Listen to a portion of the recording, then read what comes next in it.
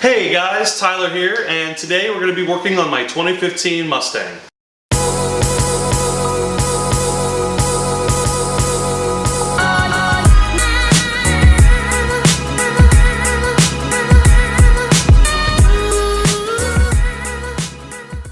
We're going to be installing a set of springs today on the car, the BMR minimum drop performance springs. And the reason I'm doing this spring swap on just the front is the Whippled supercharger that I have on the car is a heavy supercharger, and it causes the front of the car to ride just a little bit lower than it really should with the springs that are on it. So BMR has come up with another set of springs that they offer for this exact reason, that they call their minimum drop performance springs. And it just doesn't let the front of the car sit as low as it does right now. For me personally, the look of the car is not bad, it's just a little bit too much rake, and that's what I'm trying to resolve, is to reduce a little bit of that rake. So if I bring the front end up just a touch, it will help with the look of the car, I believe, and probably make it perform even better. So that's what we're going to do today. We'll get back with you here in just a few minutes once we start the actual process. Alright guys, here we are. We're here at the front of the car. What we're going to do is we're going to go ahead and pop the front wheel off here, and we're going to start taking apart the front of the car. Take the caliper off, take the rotor off, undo some of the front suspension, and then we'll pop the hood. We'll undo the bolt at the top at the strut tower that holds the strut in, and then the whole strut assembly will come out. Here we go. Okay, so here we are. We're still working on the car, and we've got the nut off of the end link here for the front for the sway bar. So that is ready to come out. We're about to take off the caliper. So I'm going to support the caliper here. We're going to take out this bolt. This caliper will come off. Should just kind of pivot off like this. And then the caliper will actually lay kind of right up in this little nook here. And it should be pretty sturdy in there. You shouldn't have to worry about it falling or anything if you get it in there just right. Like that. So now what we're going to do is we've got our clips out for our sensors, for our ABS sensors and traction sensors. We're also going to take off our two giant nuts and bolts off of the assembly here that mounts it to the actual rotor and the hub. And then we'll be ready to lift the hood, take the three nuts out of the top of the strut tower, pop the whole strut assembly out. Okay, here we are, and we finally got the front end pretty much apart. We had to take out the two big bolts here for the strut that mount the hub assembly to the strut, so those are pretty much out. So now we're going to go ahead and take this last bolt out, and you'll see this whole thing is going to want to pivot down like that, and it's fine just like that. Usually I would take the rotor off, but it didn't want to come off, it wanted to stay. So if it's going to stay on there, it doesn't really hurt anything being there.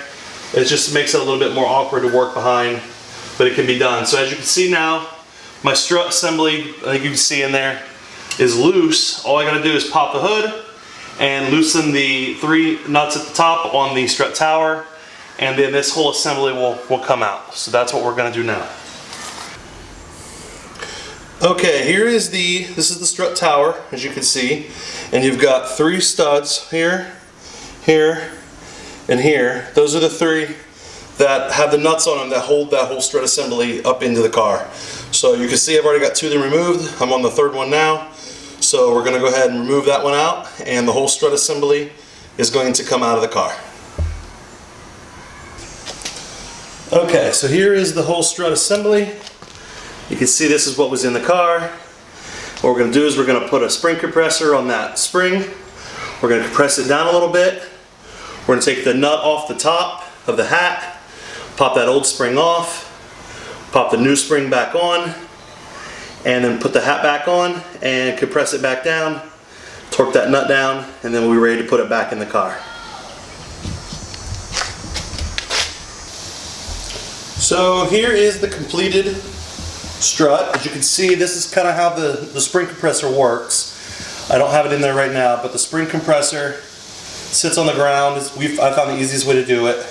And you put the spring in the little hooks, and there's little pins that stick out and keep the spring in the hook. And then you just run an impact on the side of the spring compressor, and it squeezes the spring together. This is the driver's side. I've already completed it. This is the new spring that is on the strut. So this is ready to go back into the car. Okay, we're back here with the car. And as you can see, I've got the strut assembly back in the car. To put it back in, you just kind of do the reverse. You have to hold the studs up in the strut tower, thread on one of the nuts. That'll hold it in there. Then you can go ahead and put on all 3 nuts and snug them up. And then you just do the reverse of everything. You put the hub back up into the strut, hook up all your sway bar end link, hook up your caliper. If you did get your rotor off, the rotor has to go back on, obviously. Hook everything back up, and then you basically do the same thing on the other side. So I'm gonna go ahead and keep buttoning this up, and we'll see how it looks.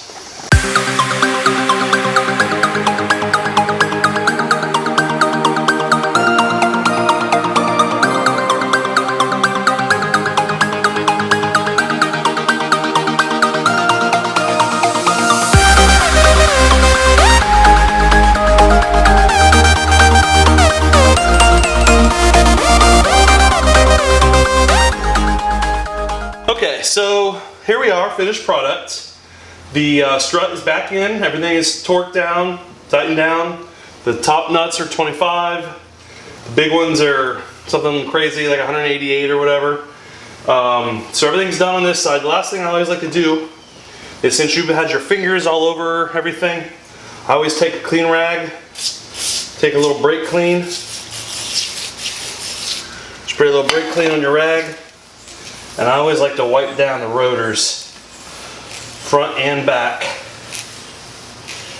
Try to get all of the grease and fingerprints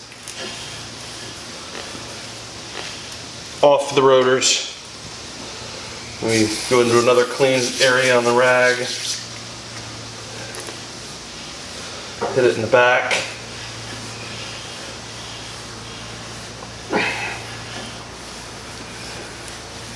Hit it again in the front.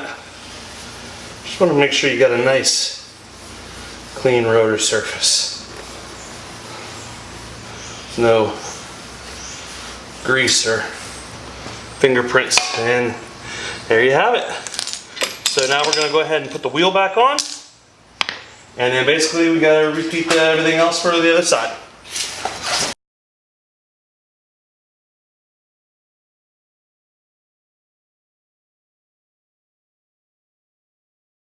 Okay, so now the wheel's back on.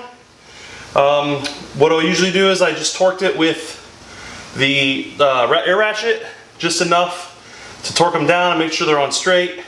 Now I'm going to let the car down on the ground just a little bit, put some of the weight of the car on the wheel, and then we will torque it with an actual torque wrench. Okay, so now the car is down on the ground slightly. Got my torque wrench here. I'm going to go ahead and set it to, I think stock is 150. With aftermarket wheels, I'm always afraid that's too much. So I usually go 120. So there's 100, 110, 120. We're going to snug all these, torque them down.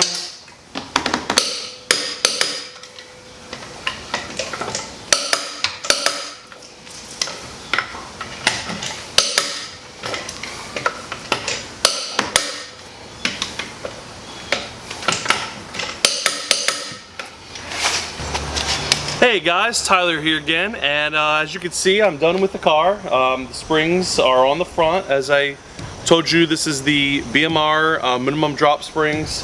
I'm running these because of the whipple on the car. It caused the front to be a little bit lower than I liked. So with these springs, the car sits about where it sat before I did the whipple supercharger.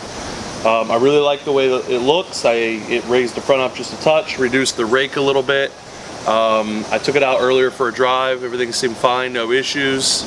So the next plan is to get it aligned tomorrow, get a 4-wheel alignment done on it, and go from there. I hope you guys like this video.